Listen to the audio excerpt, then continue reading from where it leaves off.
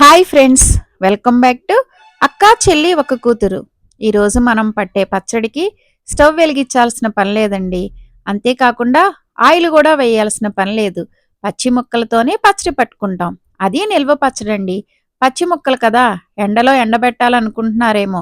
ఎండలో కూడా ఎండబెట్టాల్సిన పని లేదండి. అవేమీ చేయకుండానే కమ్మగా నిల్వ పచ్చడి పట్టుకుందామా అండి.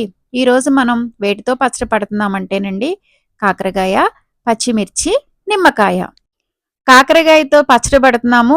అది పచ్చి కాకరకాయలతో పచ్చడి తినగలమా అని అనుకుంటున్నారా? మనం ఇక్కడ నిమ్మకాయ, పచ్చిమిరప, కాకరకాయ మూడిటితో పడుతున్నాం కదండి.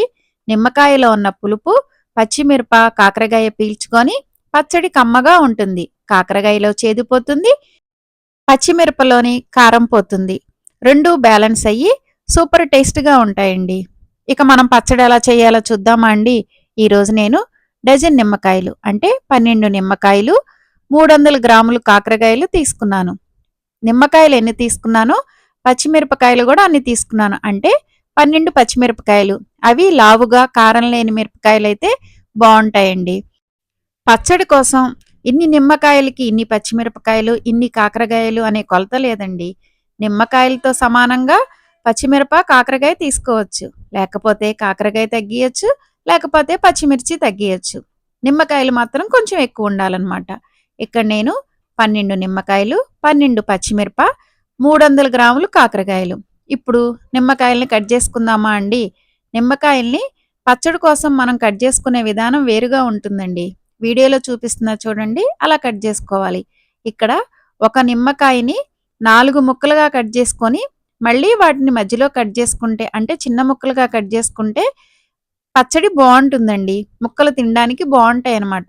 మీకు అలాగ మధ్యకి కట్ చేయడం ఇష్టం లేకపోతే 4 ముక్కలుగా అంటే నిలువు ముక్కలుగా కట్ చేసేసుకొనన్నా ఉంచుకోవచ్చు. ఇలా కట్ చేసుకున్న ముక్కలన్నిట్లోనే గింజలన్నీ తీసేసేయాలండి. ఇలా గింజలు తీసినన్నిటిని ఒక ప్లాస్టిక్ డబ్బాలో వేసుకోవాలన్నమాట. పచ్చడి దేనిలో కలుపుకుంటామో అందులోకి. ముందు 3 రోజులు ఈ ముక్కలన్నిటిని ఊరబెట్టాలి.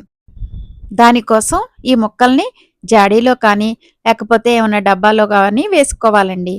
ఈ పచ్చడిని చూసినప్పుడల్లా నాకు తెలిసిన అక్క గుర్తుకొస్తుందండి. ఎందుకంటే 20 సంవత్సరాల క్రితం ఆ అక్కే ఈ పచ్చడి నాకు నేర్పించింది. ఫస్ట్ టేస్ట్ చేసింది ఆ అక్క పెట్టినప్పుడేనండి.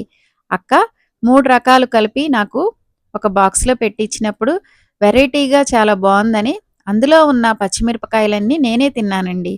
అప్పటి నుండి పచ్చడి పెట్టడం నాకు అలవాటైందనమాట. ఇలాగా ముక్కలన్నింటినీ కోసుకున్నాం కదండి. ఇప్పుడు ఇందులోకి మనం పచ్చిమిరపకాయలు కోసి వేసుకోవాలండి. ఇక్కడ లావుగా గట్టిగా ఉన్న పచ్చిమిరపకాయలు తీసుకోవాలి. వీడియోలో చూపిస్తున్నా చూడండి, అలా ప్రతి పచ్చిమిరపకాయకి ఘాటు పెట్టుకోవాలి. మనం బజ్జీ మిరపకాయ చేసుకునేటప్పుడు అదేనండి, మిరపకాయ బజ్జీలు చేసుకునేటప్పుడు ఎలా ఘాట్లు పెట్టుకుంటాం అలా పెట్టుకోవాలన్నమాట. ఇక్కడ మీకు విషయం చెప్పడం మర్చిపోయానండి. పచ్చడి పెట్టడానికన్నా ముందు నిమ్మకాయల్ని, పచ్చిమిరపకాయల్ని, కాకరకాయల్ని శుభ్రంగా కడిగి తడేమీ లేకుండా ఆరబెట్టుకొని అప్పుడు పచ్చడి పెట్టాలండి. తడితో ఉన్న వాటితో పెడితే పచ్చడి నిలవ ఉండదు. అందుకని ఇలాగా శుభ్రంగా తడారిన వాటితో పచ్చడి పట్టుకోవాలి. పచ్చిమిరపకాయలు కూడా మొత్తం ఇలా ఘాట్లు పెట్టుకొని నిమ్మకాయ ముక్కల్లో వేసుకున్నాం కదండి. తర్వాత కాకరకాయలు ఇక్కడ ఇలా ఘాట్లు పెట్టడం వల్ల నిమ్మకాయలు ఉన్న పులుపంతా పచ్చిమిర్చి పీల్చుకొని పచ్చిమిరప కారం అంతా పోతుందండి. కాకరకాయలు కూడా ముదురు కాకరకాయలు తీసుకోవాలి, గింజ పట్టిన కాకరకాయలు. ఇలా వీడియోలో చూపిస్తున్న విధంగా గుండ్రంగా కట్ చేసుకోవాలి. ఇలా గుండ్రంగా కట్ చేసుకోవడం వల్ల నిమ్మకాయ పులుపు కాకరకాయ ముక్కలు పీల్చుకొని కాకరకాయ చేదంతా పోతుంది. గింజలు మరీ గట్టిగా ఉంటాయేమోనని గింజలన్నీ తీసేస్తున్నానండి. మీకు నచ్చితే గింజలతో పాటు వేసేసుకోవచ్చు. ఈ కాకరకాయ ముక్కల్ని కూడా ఆ నిమ్మకాయ, పచ్చిమిరప ముక్కల్లో వేసుకోవాలన్నమాట. ఇక్కడ నేను పచ్చిమిర్చిని కాడలతో పాటు వేశాను కదండి. మీకు అలా వేయటం నచ్చకపోతే వాటిని అంటే పచ్చిమిర్చి శుభ్రంగా కడి తడంతా ఆరిపోయిన తర్వాత అవి తీసి వేసుకోవాలండి. ఇప్పుడు ఈ ముక్కల్లో స్పూను పసుపు వేశానన్నమాట. ఇక్కడ ఇంతే కొలత అని ఏమీ ఉండదని చెప్పాను కదండి. రుచికి సరిపడా ఉప్పు, కారం వేసుకోవాలన్నమాట. ఇక్కడ నేను కప్పు ఉప్పు వేశానండి. అది కళ్ళుప్పు. ఈ ఉప్పు సుమారు 200 గ్రాములు ఉంటుందండి. ఇలా ఉప్పు, పసుపు వేసుకున్న తర్వాత వీడియోలో చూపిస్తున్నా చూడండి, అలాగా పైకి కిందకి ముక్కలంతటికి ఉప్పు, పసుపు కలిసేలాగా అంటే అంతా కలుసుకునేలాగా మంచిగా కలుపుకోవాలన్నమాట. అలా కలుపుకున్నాక మూత పెట్టి 3 రోజులు అలా ఉంచాలండి. ఈ 3 రోజుల్లో ఉదయం, సాయంత్రము గూడా ఇలా వీడియోలో చూపిస్తున్న విధంగా ముక్కలన్నిటిని కలుపుకుంటా ఉండాలనమాట. అది మాత్రం మర్చిపోకూడదండి. ఇలా 3 రోజులు ఇలా పక్కకు పెట్టి ఉంచటం వల్ల ఇందులో నుండి నీరు ఊరుతుందనమాట. సరేనండి. మూత పెట్టి పక్కకుంచుదామా?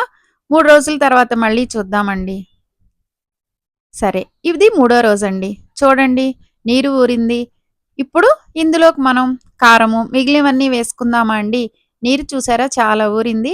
ఇప్పుడు ముక్కలు ఒకసారి మళ్ళొకసారి కలుపుకొని ఇందులోకి వెల్లుల్లిపాయలు, దాంతో పాటు ఇలా కప్పు కారం వేశానండి. ఈ కప్పు కారం మనం వేసిన తర్వాత చూసుకొని మళ్ళీ వేసుకోవచ్చనమాట. కారం సరిపోకపోతే.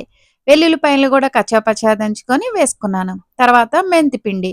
మెంతుల్ని కొంచెం ఫ్రై చేసి 2 స్పూన్లు మెంతుల్ని ఫ్రై చేసి దాన్ని మిక్సీ పట్టుకొని పొడారుకున్నానండి. ఆ మెంతి పిండనమాట. ఇప్పుడు వీటన్నిటిని వేసి మళ్ళీ ముక్కల్ని మంచిగా వీడియోలో చూపిస్తున్నట్టు కలుపుకోవాలి. తర్వాత నిమ్మరసం అండి. మామూలు నిమ్మకాయ పచ్చడికి 10 నిమ్మకాయలతో నిమ్మకాయ పచ్చడి పడితే 10 నిమ్మకాయల రసం వేస్తాం కదండీ! ఇక్కడ నేను 12 నిమ్మకాయలతో పచ్చడి పెట్టాను కదా! 12 నిమ్మకాయల రసం తీశాను. ఆ రసం గూడా మీకు సరిపోలేదనిపిస్తే ఇంకా ఎక్కువే తీసుకొని పోసుకోవాలండి. ఈ నిమ్మరసం వల్లే పచ్చడిలో గుజ్జొస్తుందనమాట. నిమ్మరసం గూడా సరిపోకపోతే పచ్చడిలో గుజ్జుండదండి. మనం నూనె వెయ్యం కదా! ఇక్కడ పెద్ద నిమ్మకాయలు నాకు సరిపోయాయని 12 తీసుకున్నాను. మీకు సరిపోలేదనిపిస్తే ఇంకొంచెం వేసుకోవాలి. ఇది నాలుగో రోజండి. మూడో రోజు పచ్చడంతా కలిపామా, నాలుగో రోజు చూడండి పచ్చడి ఇంకొంచెం మాగి ఎంత బావుందో, గుజ్జు చూసారా ఎంత వచ్చిందో, ఇంకా తినడానికి రెడీ అయిపోయినట్టేనండి.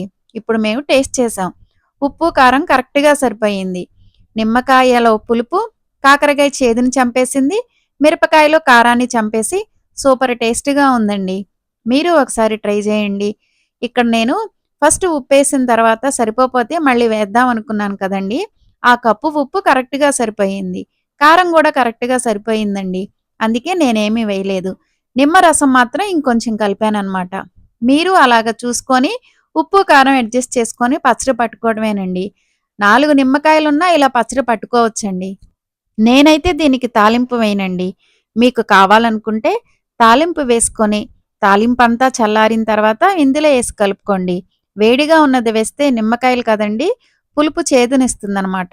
అందుకనే తాలింపు చల్లారిన తర్వాత ఇందులో వేసి కలుపుకోండి. అసలైతే తాలింపుతో పని లేదండి. చూడండి పచ్చడి చూస్తుంటేనే ఎంత బావుందో. టేస్ట్ గూడా సూపర్‌గుందండి. నాలుగో రోజుకే చాలా బావుంటే, ఇంకా 5, 6 రోజుల తర్వాత ఇంకా ఊరి ఇంకా బావుంటుంది కదండీ! మీరు ఒకసారి ట్రై చేయండి.